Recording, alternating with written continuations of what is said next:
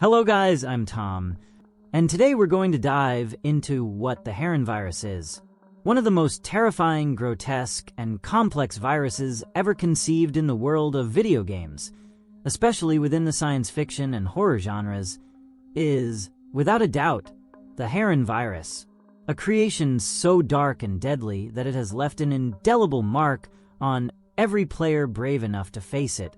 A biological nightmare so grotesque and intricate that it redefines what true zombie horror means. Born from chaos, spread in the shadows, and feared for its brutal efficiency, this pathogen not only destroys bodies but also shatters wills. That's why in this video, we're going to dive deep into the dark and twisted world of the Harran virus, also known as the infection, within the universe of the video game Dying Light. We'll explore its origins, its mechanisms of infection, the horrors it unleashes on its victims, and the mutations that make it one of the most terrifying viruses in all of interactive fiction. This lethal pathogen originates in the fictional city of Harran, a metropolis located in Turkey that becomes the epicenter of an unprecedented biological catastrophe. Far from being a simple infection, the Harran virus is a mutated strain of the rabies virus, but far more unpredictable, aggressive, and devastating.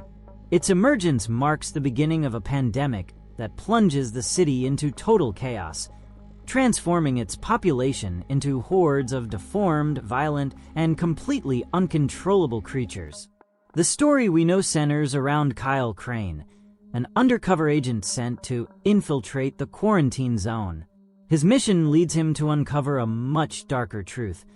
The most terrifying thing about the virus isn't what it has done, but what it could unleash if it escapes into the outside world.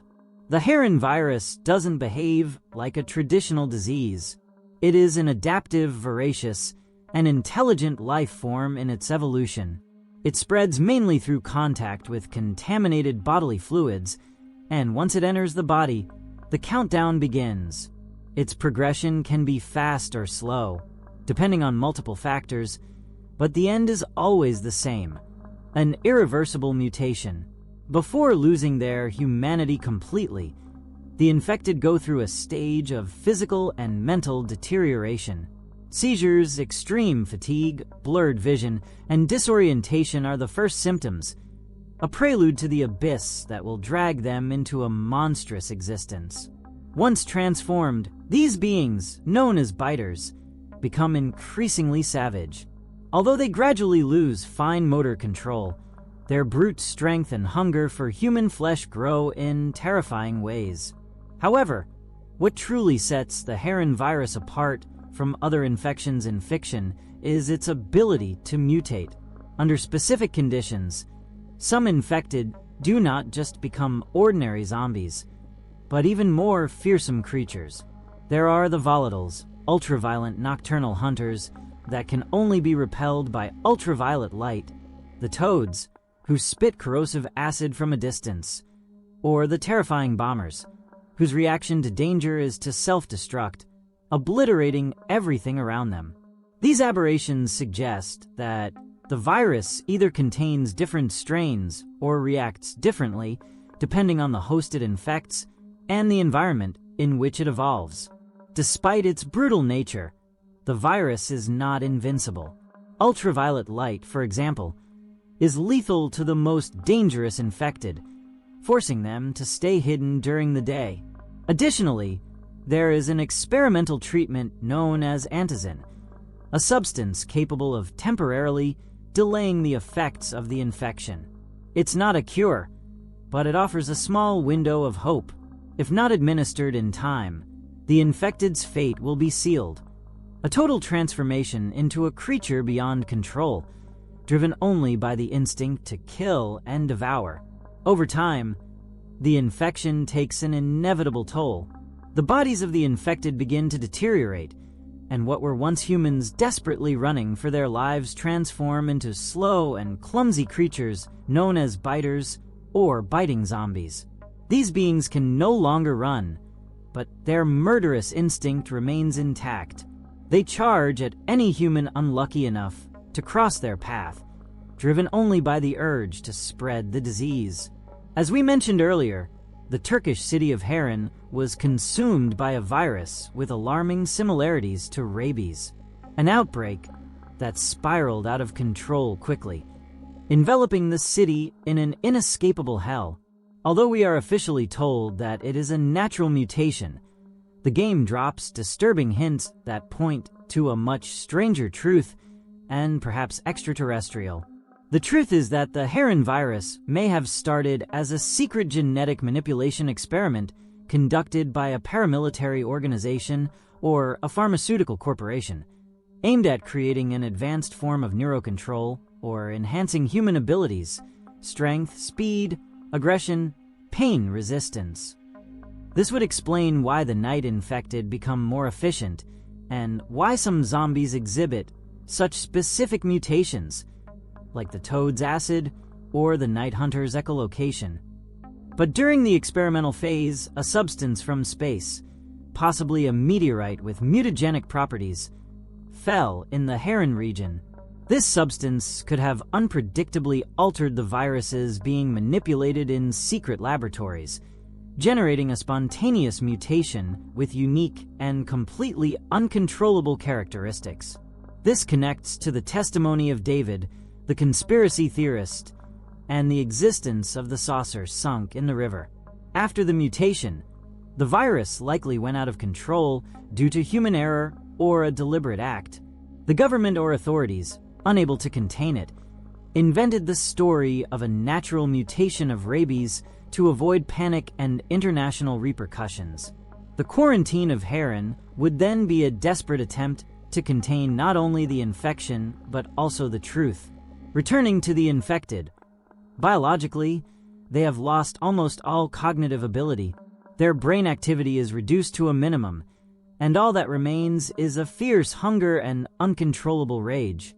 The virus alters their bodies in terrifying ways, especially at night.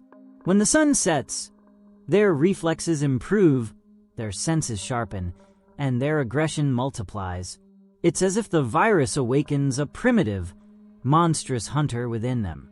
Not all infected are the same. The game classifies these creatures into 3 categories: common, rare, and special. Common infected include the virals and biters. Virals are recent infectees, incredibly fast and violent. Though they attack without hesitation, they sometimes retain a trace of humanity, even begging for their lives before losing control. Biters, on the other hand, are slow but resilient. They move clumsily during the day, but in large groups, they can become deadly. Among the rare infected, we have the goon, toad, demolisher, bomber, and screamer.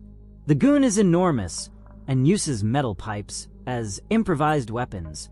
They are slow, but can take out a survivor with a single hit. The toad spits acid from a distance, and although they are less resilient, they can cause trouble if not eliminated quickly. The demolisher is a living tank, capable of tearing down walls and throwing cars into the air. The bomber is a living trap. It explodes when approached, causing massive damage and attracting more zombies with the noise. The screamer is an infected child that doesn't attack directly, but its ear-piercing screams attract hordes, making it a psychological and strategic threat. But the real horrors come at night. The special night infected are the Volatiles, Bolter, Night Walkers, and Night Hunters. The Volatiles are the ultimate predators.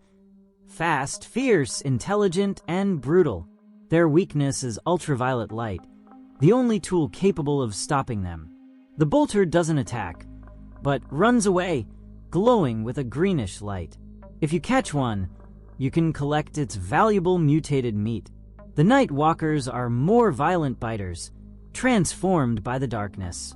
Finally, the Night Hunters, exclusive to the multiplayer mode Be the Zombie, are nearly unstoppable killing machines.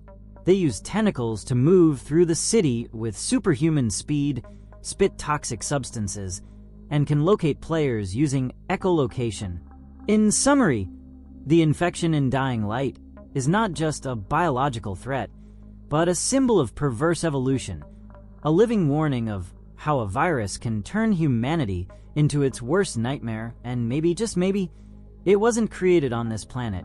And that's everything we've discovered so far about this unsettling pathogen known as the Harran virus. Personally, I've always found it fascinating to see how this infection completely transforms the human body, creating creatures as grotesque as they are terrifying, worthy of a true nightmare. But now I want to hear your point of view. Did you already know about the Harran virus before this video? Do you think a virus with such extreme and monstrous effects could exist in real life? And most importantly, if you were infected, how would you react? Would you fight to the end, look for a cure, or surrender to fate? Leave me your answers in the comments. I'd love to read your opinion and start a discussion with the community about this disturbing topic. Thank you, as always, for sticking with me until the end of the video. If you liked this content, share it with other horror and gaming fans, and don't forget to subscribe so you don't miss any of the creatures, viruses, and horrors we'll be discovering together. See you in the next video.